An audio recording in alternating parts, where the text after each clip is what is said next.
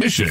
Each week, we bring you exclusive interviews with industry experts covering everything from staging to negotiation strategies to home inspection issues and everything in between. Whether you're selling your home, a first-time home buyer, or a seasoned investor, we've got you covered. Let's make your real estate dreams a reality in this fast-moving and ever-changing real estate market. This program is funded in whole or in part by Trusted Agent USA, Illinois license number 475-145-795. Now, here's Larry. Welcome to Real Estate Radio, hosted by the real estate therapist Larry Shakman, a top producing real estate broker, author, CEO, and founder of TrustedAgentUSA.com, the ultimate real estate matchmaker, connecting you with top performing agents for 2% commission. Each week, we bring you exclusive interviews with industry experts covering everything from staging to negotiation strategies to home inspection issues and everything in between. Whether you're selling your home, a first-time home buyer, or a seasoned investor, we've got you covered. Let's make your real estate dreams a reality in this fast-moving and ever-changing real estate market. This program is funded in whole or in part by Trusted Agent USA, Illinois license number 475-145-795. Now, here's Larry. Welcome to Real Estate Radio, hosted by the real estate therapist Larry Shakman, a top producing real estate broker, author, CEO, and founder of TrustedAgentUSA.com, the ultimate real estate matchmaker, connecting you with top performing agents for 2% commission.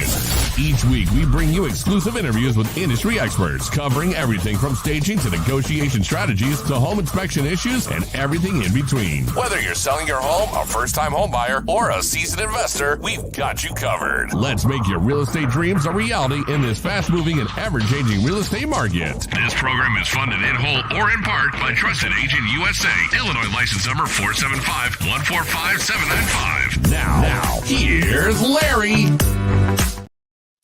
All right, you guys, we are live again on our Wednesday hump day version of the Real Estate Radio Show podcast. We're going to be joined in half a second here by Dylan Kramer, our co-host.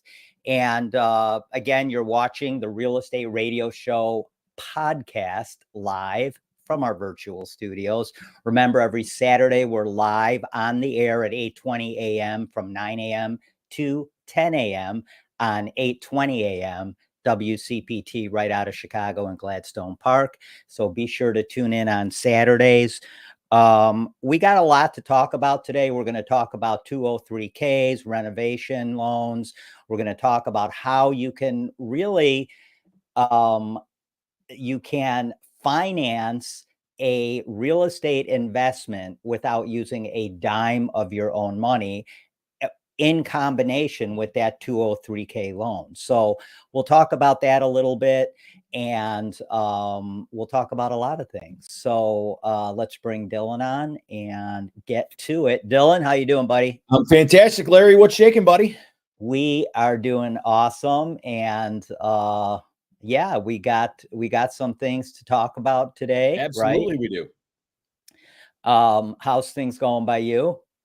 You know, I'm up to my elbows in crazy, as we've talked about. We've got this company transition going on for me, which has been a blessing for sure. Right. I'm excited to have, you know, some of the advantages we talked about previously, right? Local underwriting, local opportunity from a business execution standpoint, Chicago-based company. And it's really exciting. But it's also when you go through these transitions, no matter how good they are, and these folks are really, really good at it, it's a game of 52 pickup, right? Like your normal day-to-day flow has been just thrown up in the air, and now you're trying to refigure it out again on the fly. So that's been my last week, but it's all good, man. It's all good. Yeah, especially I'm excited to talk about this 203K loan product, because I know that Neighborhood Loans specializes in that, and they're very good at that. And you know what? When you're doing a 203K loan, it is so important to be working with a broker that is working with a company that does these types of loans, because they're not typical. And you're working with a contractor who knows how to get these loans over the finish line. So we're going to talk about that. Hey, real quick, I know we've talked about this in the past, but I found something like really interesting about this Sitzer Burnett lawsuit, which is the class action lawsuit. We've talked about it before, where brokers are being sued, the MLSs are being sued, the NAR is being sued, Right. anybody that's ever walked into a house is being sued as a result of their idea that somehow brokers are colluding to keep commissions high, blah, blah, blah. So a lot of brokerages, as you know, have settled. Like recently, Keller Williams settled for $70 million, right? And I get Right. it. You know, we've talked about it, right? I mean, sometimes you cut your losses, you settle rather than get dragged into a case that could literally go on for 5 years and you could still lose. Right. So sometimes, and very often, it's better just to cut your losses and settle and move on. I don't think so in this case, because I think they had a shot at winning, because I think there's a lot of erroneous material in this class action lawsuit.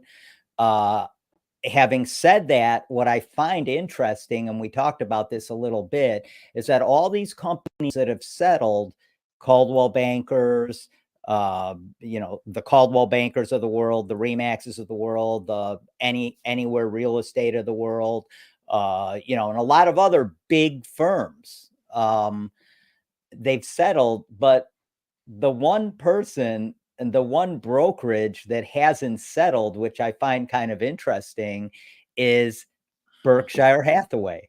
And who Yep. is that owned by? Warren Buffett.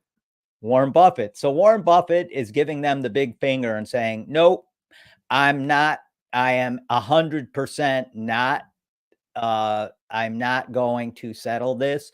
We will go to the finish line on this and see what happens and see what the courts have to say. Now, obviously, Warren has a little money. I And think that's really, Larry, a large part of the issue for the lawsuit. I think that ultimately, look, I've said to multiple people, and I continue to say it, my experience in life tells me lawsuits are about two things, right? They're about money and they're about hurt feelings. And at the end of the day, even these class action lawsuits, ultimately, they're not really about hurt feelings. They're about money. The legal system gets nasty for people when they intertwine hurt feelings and money, which is why divorce cases are so difficult. Warren Buffett's got more money than Warren Buffett's got more money than pretty much anybody, right? So at the end of the day, he's not in an emotional reaction to the lawsuit. He's looking at the money, and I think we talked previously on our podcast, might have been a Saturday podcast rather than the weekday, with Patrick Loftus, the real estate attorney. And one of the things he mentioned is, in spite of the fact that you're probably right when you say there's a lot of flaws in the lawsuit, in misrepresentations, in the way this stuff actually works. The problem is the horse has already left the barn to a large degree. NAR really screwed the pooch in terms of their hiring of attorneys and taking it seriously.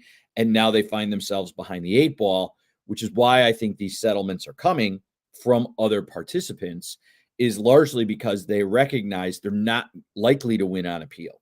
Now, Buffett may just be negotiating for a better deal. He may be, he may be like, look, you can sue me, but like, you don't have enough money to play my game. And that could be a thing too. So I'm interested to see how it shakes out. But I think that ultimately he's going to be the exception, not the rule. I think you're probably right. I'm wondering if these defendants have communicated with each other at all, right? If Warren gets on, you would think, right? Or their attorneys at least have thought. That's but obviously fairly common. Yeah, in class action lawsuits, absolutely. And I at least I think so. I'm not an attorney, so I don't know, but I would think those attorneys would be communicating with one another. And it seems kind of ironic to me that all of these other brokerages are settling. He's not. And again, probably has a lot to do with the amount of money he has, but he's a smart guy. If he didn't think that there's some daylight here. I doubt I would think he would settle too, but maybe not. Who knows? It's a real look. The reality is it could be any one of a bunch of reasons, right? But the scope of those reasons are fairly limited. And on one level, they all fall under the umbrella of where's the best deal. Yeah. Yeah, I think you're right. So we'll see how that all shakes out. Yeah. And it's going to be a while anyway. And frankly, I don't think it's going to change much at the end of the day. And I think that's the thing, Larry. I know that the lawsuit is a really sticks in your craw. It's a hot button for you. And I get that. Wait a second. Stop. Hang on a second. It's like number one in the news with real estate agents and brokers and lenders, because it's going to change your life too. Well, if it really hit hard and if it really did what they would like it to do, which I don't think it will, because organically, I think sellers are still going to understand it's important to offer a co-op commission. Or you're not going to get any showings. People aren't going to bring their clients by your house. It's that simple. That's real world. Larry, I think ultimately the reality here is what we've talked about the whole time we've been discussing the lawsuit, which is there's no solution. There's no end solution that finishes with the real estate world basically saying buyers have to hire their own agents and pay cash. Yeah, like that's can't work. It won't work. It'll grow. Even if they rolled that out, to your point, it won't work in the long run. Meaning, after 6 months or a year of grinding to a complete halt, somebody will have to figure out a solution, right? And that is, like we've talked about, do you lower the price of everything by 3% and then add 3% and finance it in to get back to the original price, so that you can pay people as buyer? Do you turn around? Like there's a half a dozen ways to effectively do it. But right now it's just built into the cost of doing business. And they're just arguing right now in the lawsuit about how it's split. But at the end of the day, I think in spite of the fact that it affects you every single day, and every other real estate professional on a daily basis, and it has a potential to disrupt the lending industry, I think the consumers are oblivious to it and not that interested by it. You know what?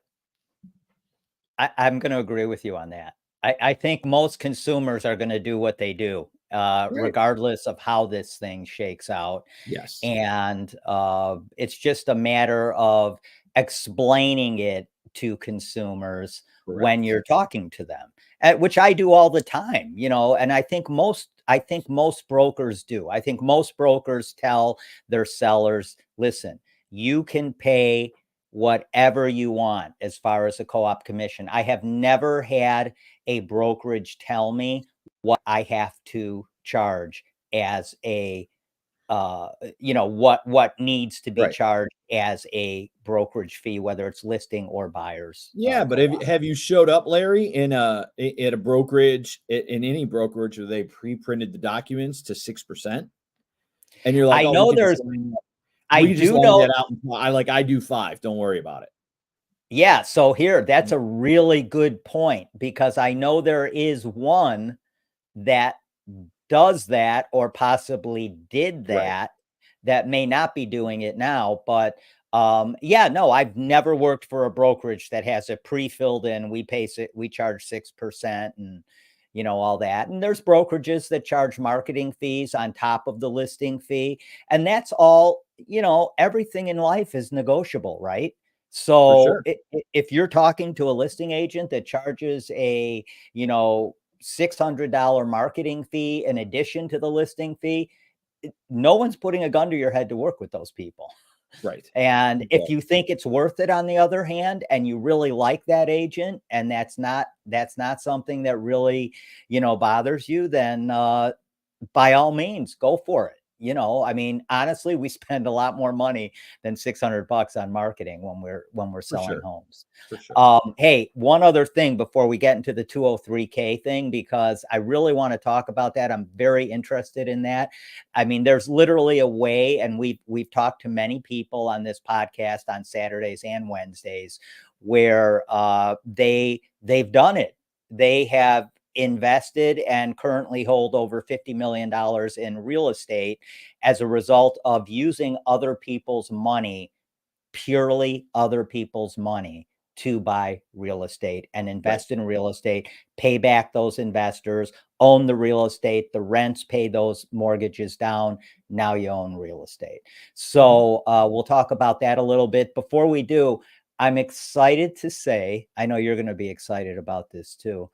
I am excited to say that we are actually putting the horse farm on, I'm so glad that you queued up the video for me on this. This is fantastic.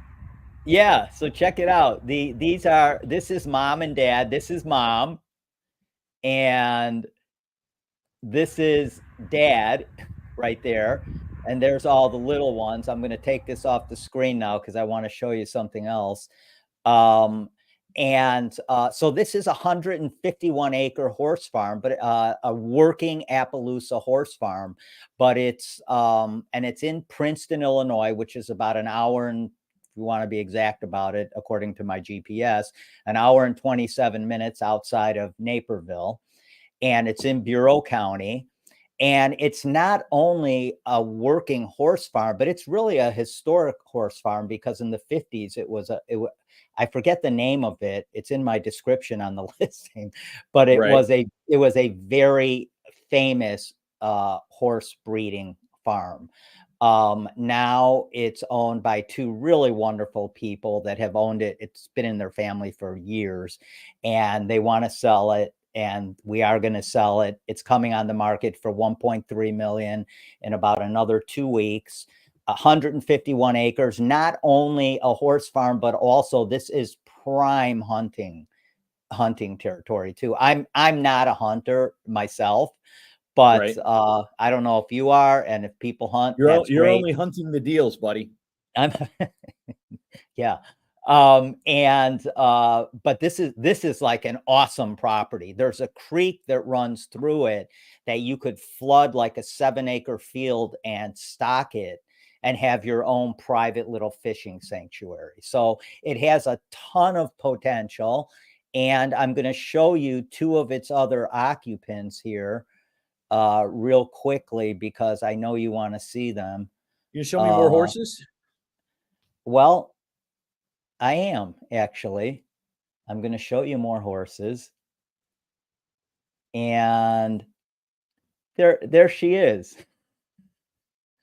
That is I don't know what her name is, but Spot? she's the baby.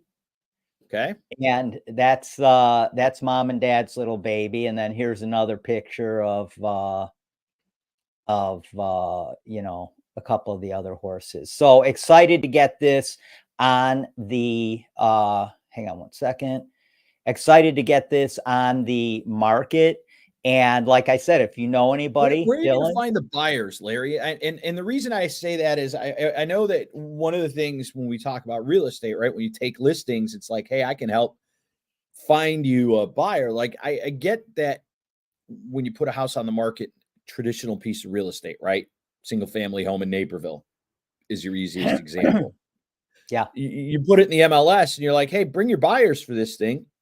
And there's lots of people who are in the market for that type of property. There are less people in the market, not to go out on a limb, for this type of property. So where do you find the few that are interested? Well, you are not horsing around when you say that. I'm sorry. Thank you. Okay. So, and that is why I don't have a stand-up career. So that is a great question. One thing we're working on is getting an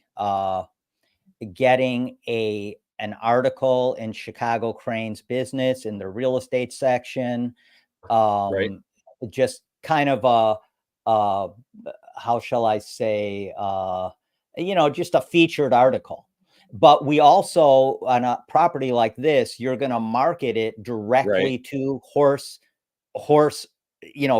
people on different horse farm websites and websites where those people go to buy these types of properties, and you're going to talk to agents in that immediate area. I just talked to a broker 2 days ago in that area Right. that has a guy that's buying up farms like crazy.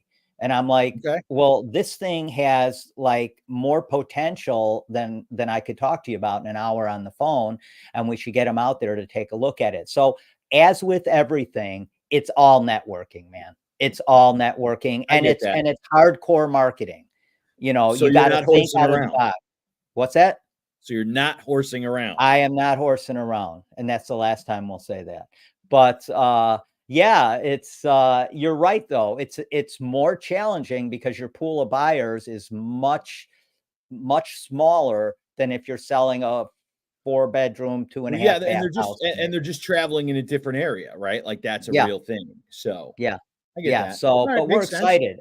Yeah, it's gonna be fun, and, I love going out there. It's an amazing, property just to drive around on, and there's a module home on it as well, 3-bedroom, 2-bath, that needs work, but could easily be rehabbed into a really, really nice property.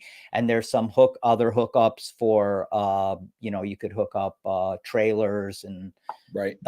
do some other things there too. So lots of potential there. Cool. Yeah. So anyway, let's get in. Wait, before we get into the 203K, let me just remind everybody that we are streaming live on the Real Estate Radio Show podcast group on Facebook. And on Saturdays, we're on the Real Estate Radio Show podcast group live. We're also on 8:20 a.m. live. And we're also always on YouTube, LinkedIn. And today we're on Instagram as well. Oh, look So, at us. yeah, so we're everywhere. And I apologize for that, but that's Dylan's fault. Nice. All right. So, and you can also obviously follow us on Amazon and anywhere else you listen to all your podcasts.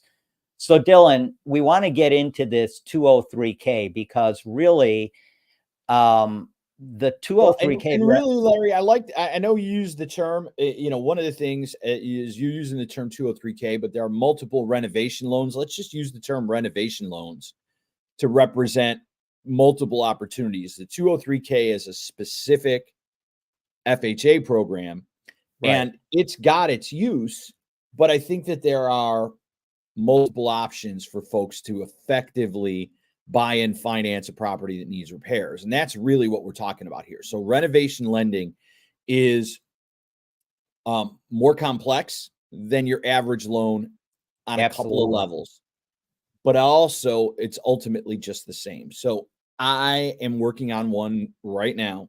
And like I said, joining this group at Neighborhood Loans, we have some real expertise on the team in this. Now, I've done renovation loans in the past and hadn't been excited to do them in some of the places that I've worked over the last few years. So now we're excited to bring them back. And why is that?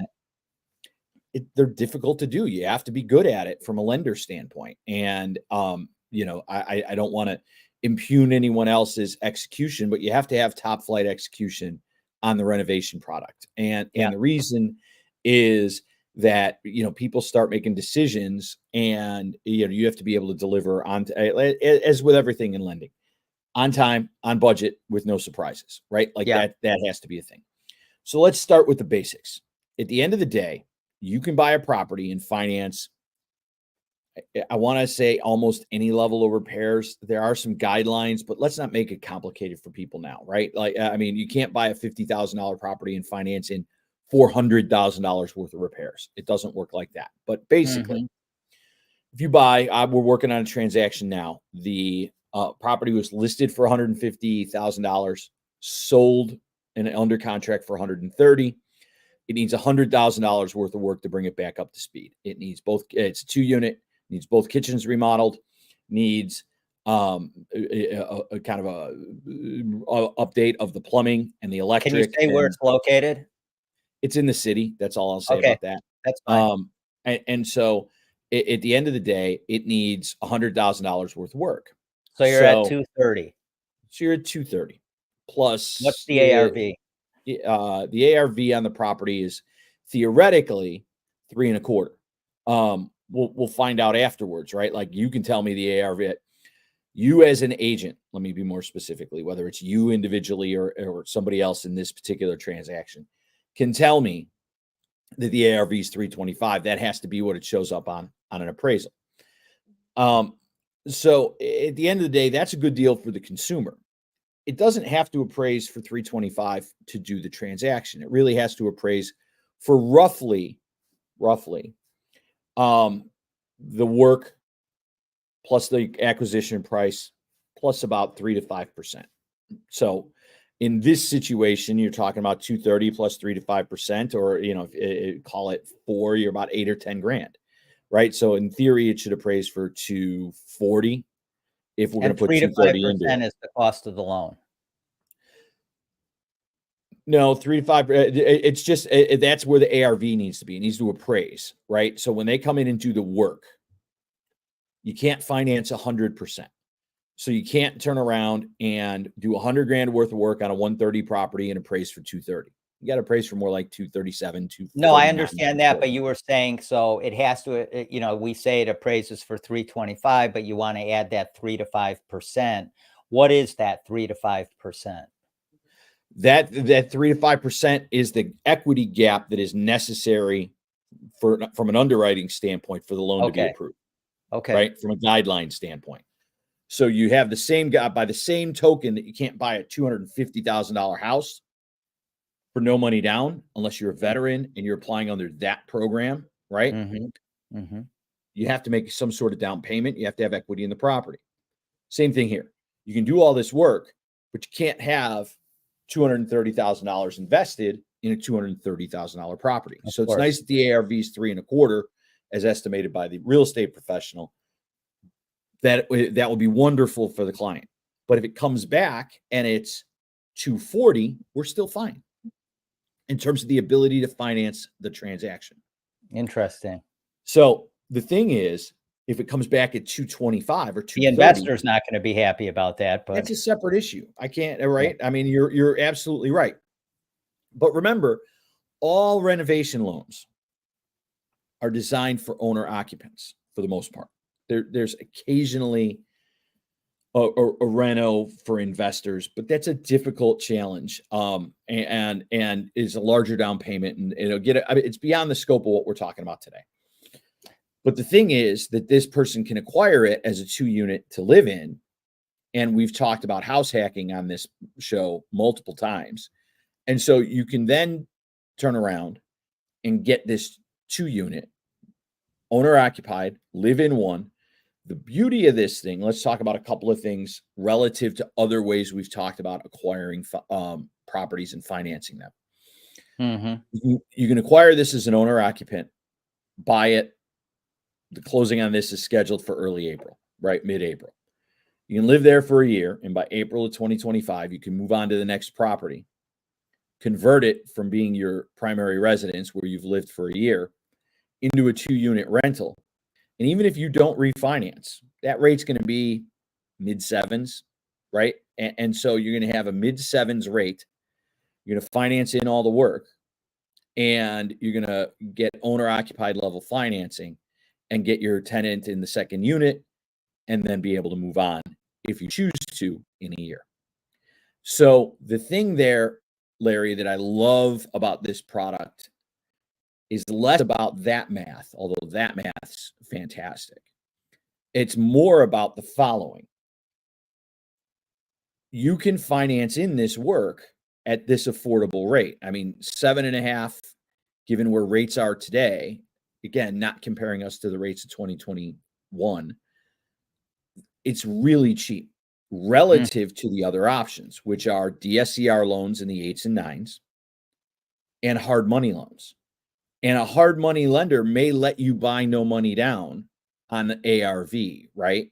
And so they may come in and say, hey, if it's going to be 3.25, we'll turn around and lend you 240, 230, and you can acquire the place and do the work. But that's going to be at 12 or 13%.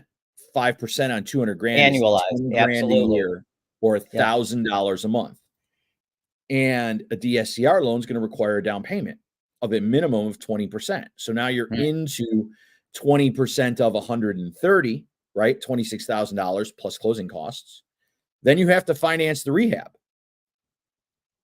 separately, right? So is that a hard money loan? Is that investors that you need to pay money, back, whatever, put a return to? So you have to aggregate the money for the repairs. Or look, we have some folks who repair properties and they'll turn around, put it on their credit cards and gamble that they're going to make it on the back end. Well, you better be right about the ARV.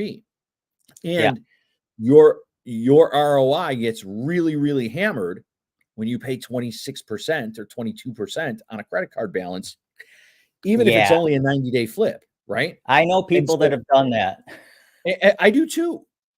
And I'm not here to tell you that that's the wrong thing to do. No, if the math it just depends on the deal. Work, you can make the math work. But the thing is that this is especially for the beginning investor / owner. And what I mean by that is that person who said, I want to buy my first piece of real estate, and I imagine putting a bunch of doors under my belt over the course of the next few years. So I'm going to do an owner-occupied renovation deal, right? In this situation, it's 2-unit, owner-occupied renovation deal, get a modernized property in terms of mechanicals, plumbing, electric, etc., updated appliances, and everything's kind of shiny and new.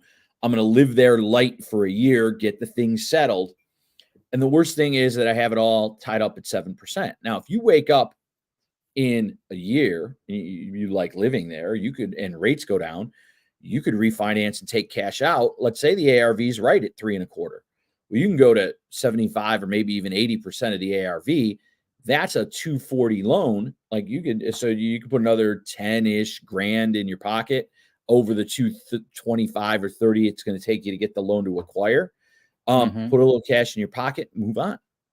There's a lot of ways to do that, but you could just leave that financing in place too. Now it's in the mid 7s. And the cool thing is you don't need to transact twice, right? If you turn around and you buy a property with a hard money loan, you are guaranteeing yourself the expense of the hard money loan and committing yourself to refinancing with the new value at the end of that process. And that's a second transaction and a second set of transaction fees.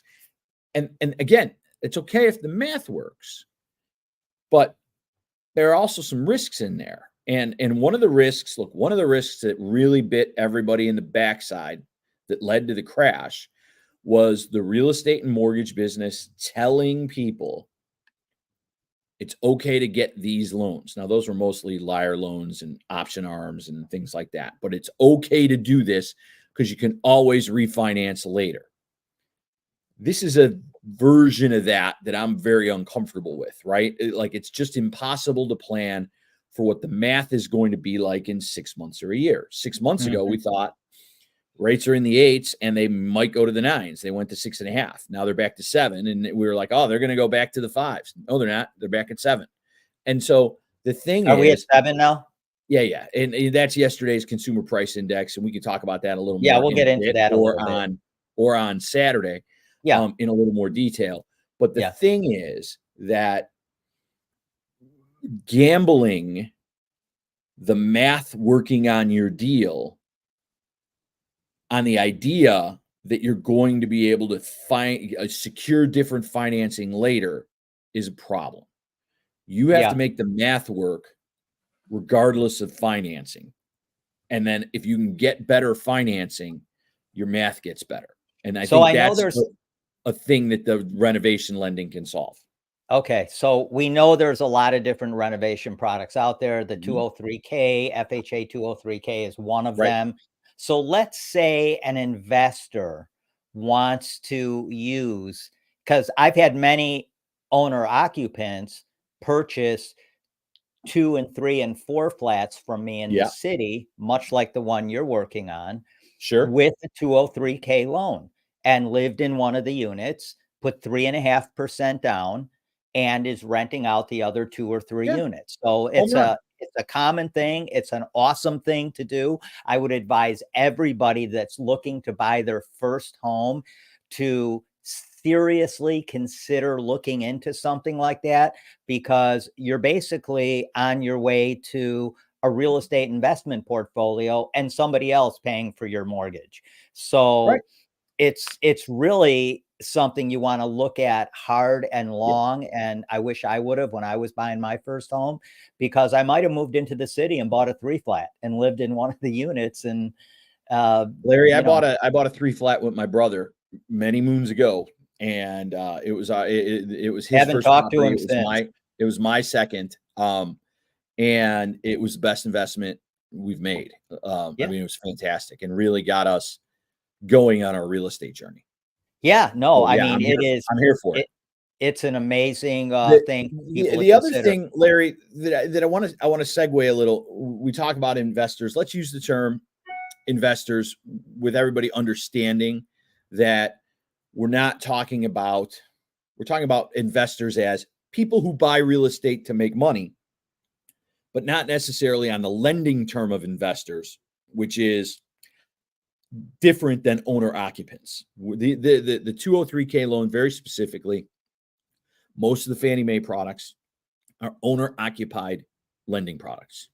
So as you become a more seasoned investor, you do have to look at more expensive solutions in terms of Yeah, financing rehabs. But I want to be clear for the folks listening that we use the term investor to include owner occupants who are buying real estate for capital 100%. appreciation and market improvement, Yeah. rather than the lending term, which is strictly means people who are buying non-occupied properties. So So here's where I was going with that real quickly. Not to interrupt you, but real no, quickly, no, where I was going with that is, can an investor use the 203K product? An investor that does not intend on occupying the no, property. not at all. No. So No, that is check an it out. owner occupied. The 203K loan is an FHA loan. Good. Okay. All FHA I want to loans make that are owner clear for occupied. everybody out there. Yes, You for can't sure. you can't invest in a 3 flat in the city and get a 203K loan and put 3.5% down if you don't plan on living in it. Correct. Okay, so now let's talk about. Oh, well, wait, were you going to get into something else? We can get to that whenever. So go where Okay, you want to so go with this. let's talk about, because you brought up a good point. The 203K, the FHA 203K loan, that renovation loan, is one type of renovation loan. There's a lot of renovation loans out there. And by the way, we have the vice president of growth for Curbio coming on February 24th, and we're going to talk a lot about updating your home and what buyers are looking for now.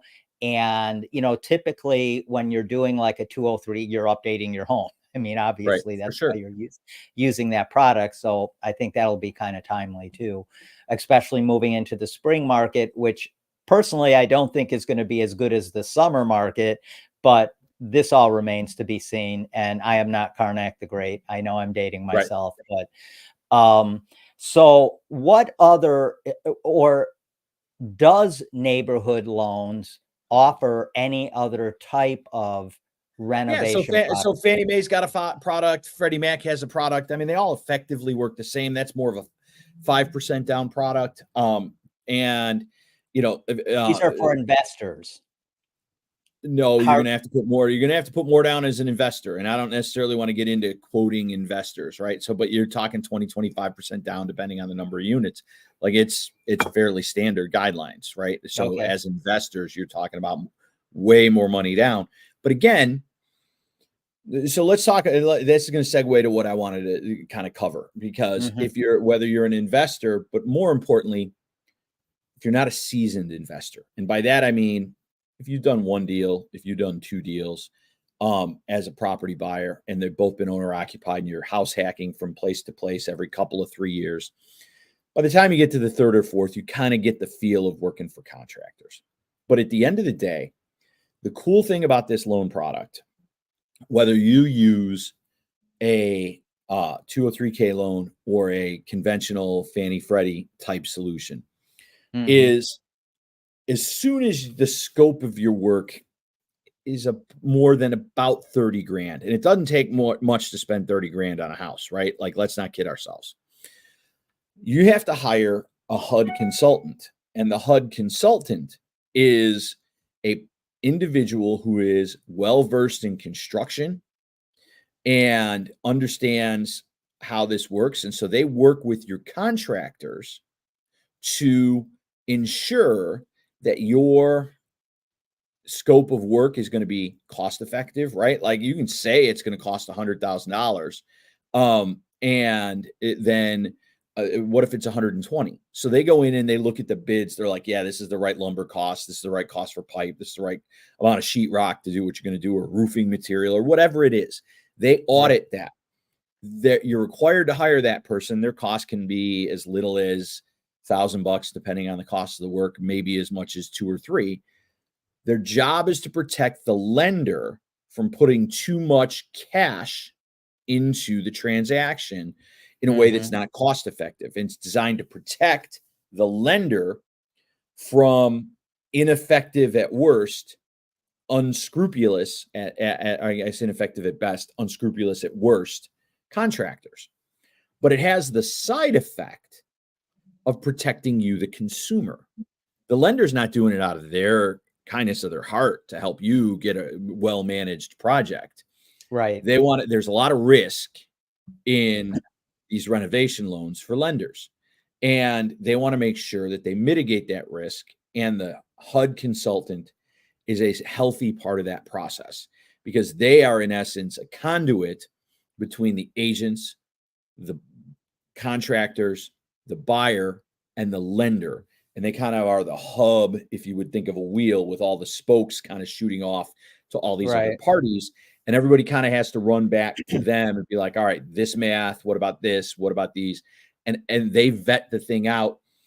It has the net effect of protecting the consumer, which is one of the reasons that I really like this for the novice real estate buyer.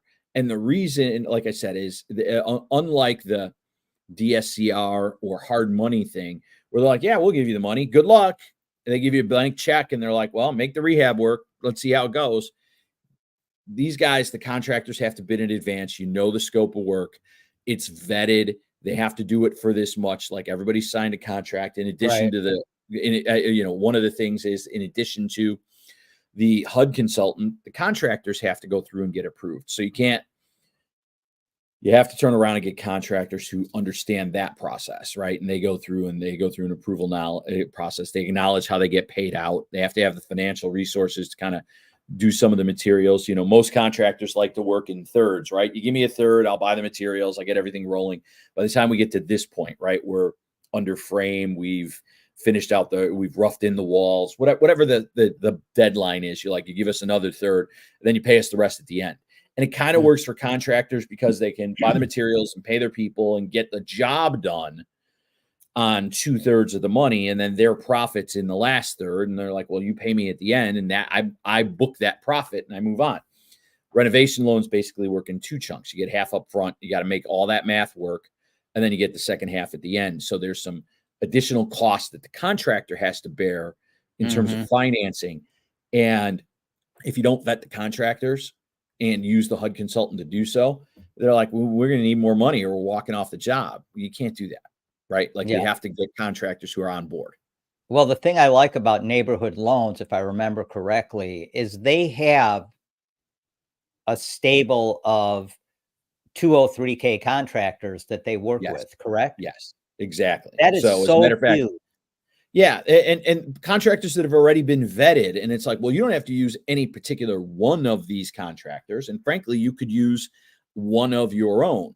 But having been in the renovation space for a while, Neighborhood Loans has built a platform that says, we know this list of contractors will play ball with us as the lender, which is good for you as the buyer. Yeah, protects you, and so you can pick anybody, but these people know what the deal is, and that helps a ton. Yeah. Yeah. These can be complicated deals. And the main thing is, if you're doing this, you got to know the math. I mean, Well, bottom line is, because you're not only a homeowner, owner, occupant, but as you stated just a little bit ago, you are an investor as well. So for you better sure. have your numbers right. Well, not only you better have your numbers right, but remember, some of this math still has to math. And what I mean by that is, like, you can buy a discounted property, right? Like, at the end of the day, and it doesn't really matter whether it's a $250,000 property or $750,000 property. Whatever your qualification is, you can qualify for. So if you're qualified for a maximum of a $250,000 property, Larry, and this goes back to kind of identifying the right deal. You can buy a brand new property or a ready to go property for $250,000 in the traditional sense, and that's your max qualification. Or you can buy for 130, put 100 in work in like this one is, and get a property that is, again, near your max value or your max ability to qualify, and just rearrange the money. Now, in this situation, this goes back to what you talked about, which is you're going to have a disappointed investor if I would argue if you do a renovation loan, you better have a quality ARV on the back. Now, what is that like? It's a little different on every deal, right? But if I invest 6 months of my life fixing up a property and dealing with contractors and all the headaches that go along with that, I don't want to come out and have the purchase price and the cost of the work be my value. Like, I need some extra juice to make it worth my while. Like, where's the equity that I built in this property by going through that hassle? If there's no equity there, there's no point in doing it. Yeah. You just buy an existing house. Well, you're Now, not going to do it if there's no equity there. right, exactly. I mean, and then the other thing is, look, I think that one of the things renovation loans do, and let's talk less about people long run investing in multi-units, right? Let's segue and talk about one of the things that we've talked about for months since we started broadcasting, whether it's been the podcast or the radio show. How often do we talk about inventory problems? At least once a week between both shows, right? This avails properties that are otherwise not considered by a home buyer. Single family home, right? Like, you got a few beat up properties in Naperville, and they're $400,000 houses when they're fixed up, but they're beat to hell, and they're like $250,000 properties. And even if the bones are good, they need a fresh coat of paint. They need new kitchen cabinets, or at least reskinning, right?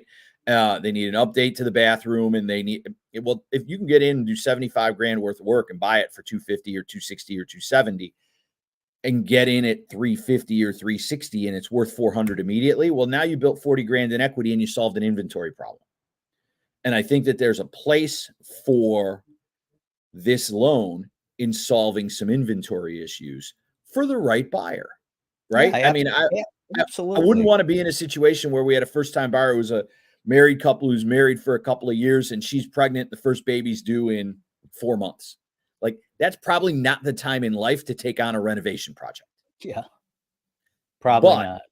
But if you had somebody who just got married and nobody will take their money because they're 3% down FHA to buy a property, for example, a starter house in Naperville. And by starter house, I mean, obviously that's a different market than some others. That's a $400,000 property, right? Entry level for the most part. Typically. And so you end up in a situation where you're like, well, look, you can buy the worst house on the block that was built in 1968, and the folks who lived in it bought it in their 20s, and the husband passed in 2014 and the mom just went to the nursing home and they're trying to get rid of the property. You're not getting 400 for that house. That house still has all the cliches, all carpet everywhere, avocado appliances. Like, it's clean, but it's dated. It's got 110 amp service, right? Like, that whole thing. You can go in and fix all that place. You can get it for 300, put 50 into it, and now you get to live in the neighborhood you want. And so that has value, even if you don't have this massive upside in terms of equity. I want a little upside, but if I get to live in the area I want to live and make inventory available that was otherwise unacceptable. And live in a nice house that you just renovated. Bingo. Yeah. Bingo. And So, look, man, but I live in a house. I've lived in new construction houses. I live in a house that was rehabbed, and it's more affordable. We got it at a lower price point. We got a lower tax bill and some other stuff because it wasn't new construction. So it worked out yeah. great. Yeah. And there's ways, if you're an investor, there are ways to finance these investments. Obviously, you can't use a 203K loan because that is specifically for owner occupants. Just like when I used to put REOs on the market, that Fannie Mae was giving me, and I would basically handle those properties from cradle to grave while they were going through the foreclosure process and Right. when they finally came on the market. But when they finally come on the market, which could be, I had properties in my inventory for 3 years before they actually hit the market. But when they finally come on the market, Fannie Mae has an owner occupant time period where they will only sell that home to Right. owner occupants for the first, I believe it's 30 days now. Our friend, Yeah, I John remember that Hoffman, rule. I don't know where that rule is currently, but that rule makes a lot of sense. and it's still in place, 100% in place. They will not sell a home to an investor for, I know, at least the first 30 days, unless they've increased that, but I'm pretty sure it's 30 days still.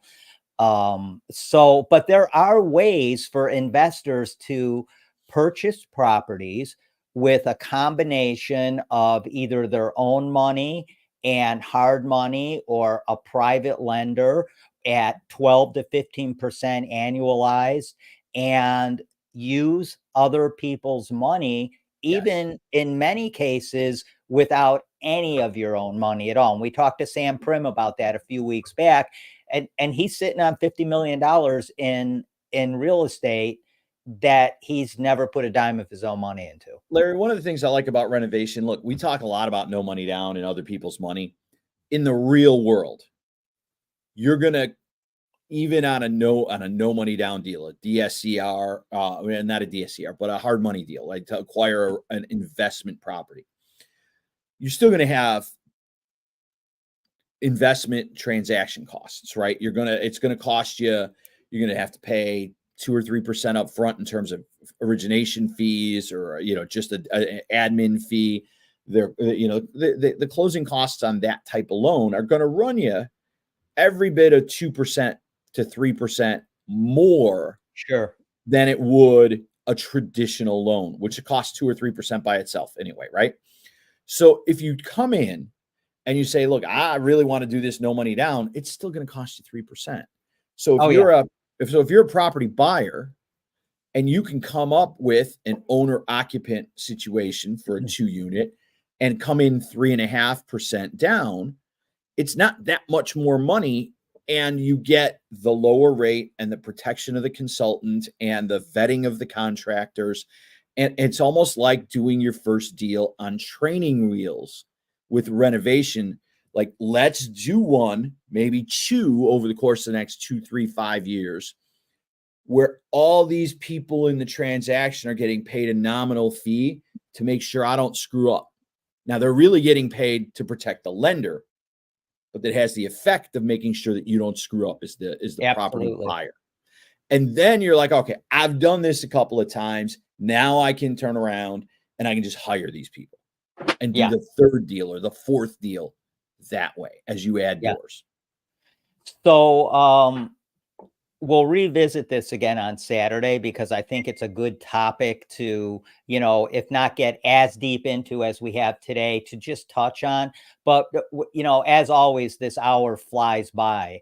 So I want to real quickly and we'll touch base on this a little bit on Saturday as well, when we're live at 8:20 a.m. between 9 and 10 a.m. this Saturday. Of course, we'll still be streaming at the Real Estate Radio Show podcast on Facebook and on YouTube and all these other places. But I'm curious, the CPI, the Consumer Price Index, let's talk about it. Yeah, I'm going to let you jump right into it, because that affects rates. And it's one of the reasons why we've been discussing for weeks now, we don't think rates are, the Fed's going to lower rates anytime soon because the dynamics of the market and the economics just don't point to that. But let's get into CPI and how does that affect rates? So we've talked before, Larry, about the idea that rates ultimately are a function of inflation expectations, right? And the Fed has the control of the shortest rate in the market, and the 30-year bond and mortgage is the longest rate in the market. Now, with that said, it's like a teeter-totter. And so they push or pull on their end of rates to try to affect the other end.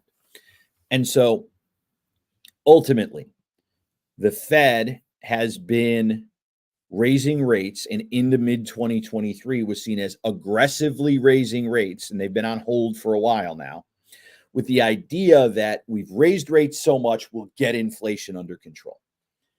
Yesterday's consumer price index was on the heels of the jobs report, which showed 350,000 jobs created in January. Yeah, and we talked about that. A number that is still a little suspect, but nonetheless, that's the print, right?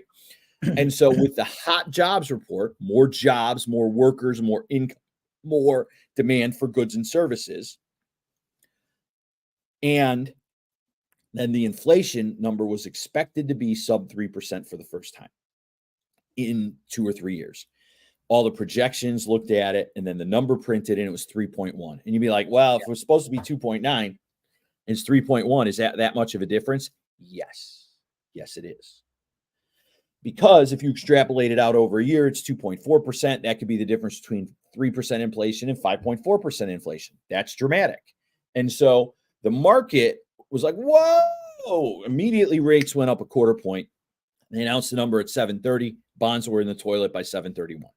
And so we are now in a situation where all the things I've read in the last 24 hours are basically saying, from Fed watchers, from people at the Fed themselves, today's Fed speakers, there is no way that there's any chance the Fed cuts rates in March. They're probably not cutting at their May meeting. And they're probably not even cutting at the June meeting. And so it pushes off the point where the Fed can be like, yeah, we kind of got inflation under control, at least into that frame. Markets were preemptively moving interest rates down from 8 to 6.5, as we saw. But as the last month has shaken out, every economic number has said, not so fast. We're still a little overheated on inflation. Exactly. And the CPI number is driven by housing away from home, which is hotels, Airbnbs, et cetera, the biggest number. But also gas prices still higher after a large dip for a while, but still increasing again. And other food expenses. And so inflation is proving to be much harder to corral than the Fed estimated. And so we probably have to have at least these same rates, if not higher, for longer, which the Fed kind of said a year ago. So the market got ahead, I think, of the Fed in believing they're going to be cutting sooner than they think. Maybe not. Maybe the Fed was right a year ago when they said higher for longer. Well, I think, just keeping things in perspective, and I agree with you, the difference between 3.1 and 2.9 or 2.8 is big, and over time. And but I do also want to add that one of the things that is causing inflation to stay at that sticky 3+ number, right, is the cost of housing. Housing is like probably the number one reason why inflation isn't coming down more, because we've had some food staples come down, but they're, like we mentioned, they're still higher than we used to pay. Well, right? For sure. And not only that, Larry, they're not coming back down. Like, look, they're not coming. Yeah, right. I mean, before, they're not going up. You look, if you were going to like a Chili's or an Applebee's or that restaurant type level, right? Not a McDonald's, but not a big fancy place either. You were getting like a $10.95 hamburger before the pandemic, and now it's a $16 hamburger. And If inflation continues, it'll be an $18 hamburger. If inflation moderates, it's still going to be a $16 hamburger. It ain't going back to $10.95. And so these things are challenging because the inflation gets embedded into the economy. And so then you have the challenge of where do we go from there? And so it's super important for the Fed to win the inflation fight. You heard me say this a year ago. I'm going to remind you of it now. Mr. Powell is going, actually, let me say it this way. The Fed is going to get inflation under control. Mr. Powell will do it, or he will be fired. And the only interview question for the next Fed chairman, whether Biden, Trump, or some other person, is the president hiring him after the election.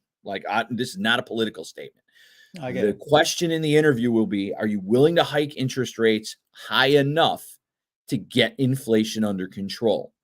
If yes, you're hired. If you have some academic answer that's like, well, we have factors and we have this and we have that. That's how Paul Volcker did it 40 years ago. He was like, I don't care that I'm the bad guy. I don't care about unemployment. I don't care how harsh it is. If we have to have 18% interest rates, we will do that till it comes under control. And that's what they did. So either Powell will do it. And look, he's a student of history. I believe he will do it. Either Powell will do it or his successor will, period. Because our economy cannot survive massive inflation. It cannot. You know how they say, nothing gets done until the 11th hour in a negotiation, right? Yeah, well, it's the same thing with inflation. We've come from almost 9% or around 9% down to 3.1%. And it's that sticky, that 3.1 to 2, that's even more difficult to get down to, because you get a lot. Yeah. It's like that. And, you would see them fight fires all the time on TV, right? And they're like, oh, this building's been on fire. And then, it's a massive fire and we put it out. And then 2 hours later, we had to come back and get the hot spots. We're at the hot spot portion of inflation, right? Like it just flares up and you're like, okay, well, we still got to throw some water on that part and see what happens. And then, and that's the best analogy I can think of for that. I think that's what we're dealing with right now. Really, I agree. But until it's 100% out, we can't move on. Yeah, no, absolutely. And I agree with you. I think we will move on. I think we will get there. And it's just a matter of time. And this is where you're putting that hard work in if you're the Feds, because you got us down to 3.1, but now it's now we got to get down to 2 to really do our thing. Well, I think on one level, Larry, we've already done the easy part. Like we've done the easy part. Inflation's out of control. Let's turn around and bring out the cannons and boom. Yeah. Now it's much more subtle. Yes, exactly. Yeah. And so maybe the cannon doesn't work. All right, Dylan, awesome talking to you. We will see you on Saturday at 9 o'clock in the studio. Remember, everybody, we are live on 8:20 a.m. on Saturday out of Chicago, and we'll still be streaming here at the Real Estate Radio Show podcast group and on everywhere else too. So, Dylan, we'll talk to you on Saturday. Larry. Good to see you. I will see you on Saturday, my friend. I'm sure we'll talk before then. Yeah. Okay. I'll talk to you. All right. You got it. Bye-bye. Yeah. Bye. All right, everybody. So thanks for joining us today on the Real Estate Radio Show podcast. We had some great conversations, some great content with Dylan on the 203K loan, how that works. It is not an investor product, but it is a house hack product. If you'd like to buy a 3-flat, live in one of the units, you can definitely use this FHA 203K product, among others. But it's not for investors if you're thinking about using this product and not living in one of the units. I want to remind everybody that if you would like to find out more about a lot of different things in real estate. I wrote a book called The Top 10s of Real Estate, and it's 32 top 10 real estate lists that will absolutely max out your profit when you buy, sell, or invest. It covers everything from financing to staging to how investors look at properties to size up if they're good deals.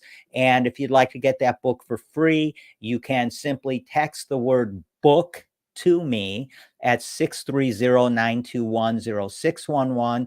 Just text book to 630-921-0611, and I will get you out a copy of that free ebook. And until then, I just want to wish everybody a great week, and stay safe, and love you guys. Oh, by the way, of course I love you guys. It's Valentine's Day, right? Happy Valentine's Day. You guys go celebrate, and we will talk to you next week. Thanks for joining us on Real Estate Radio with your host, Larry Shakman, the real estate therapist and top producing broker. Now, go to trustedagentUSA.com and save thousands when you sell, buy, or invest. Illinois license number 475145795. Tune in next week for the ultimate real estate radio experience.